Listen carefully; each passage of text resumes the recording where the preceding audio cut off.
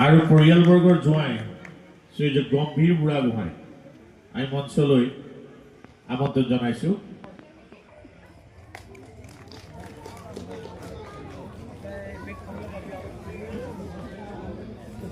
তেখেত আমাৰ মাজত আছে, আমি তেখেতক মঞ্চলৈ আগবঢ়াই অনাৰ কাৰণে অনুৰোধ জনাইছোঁ।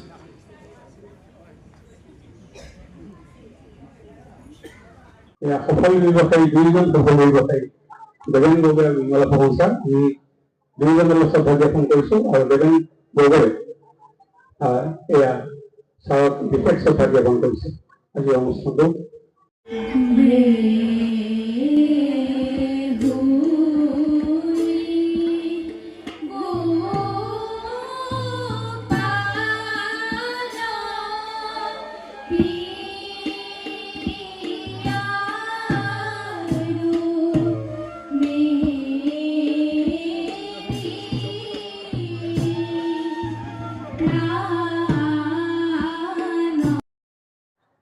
অনুষ্ঠানটো আচলতে 25 বছৰ পাৰ হৈ গ'ল, তথাপিও চিলভাৰ জুবলি হিচাপে আমি অনুষ্ঠিত কৰিবলৈ মোৰ ল'ৰাকেইটাই বিচাৰিলে, পৰিয়ালে বিচাৰিলে, সেইকাৰণে আচলতে এনে এটা অনুষ্ঠান পাতিবলৈ মই বাধ্য হোৱাৰ দৰে হ'লোঁ।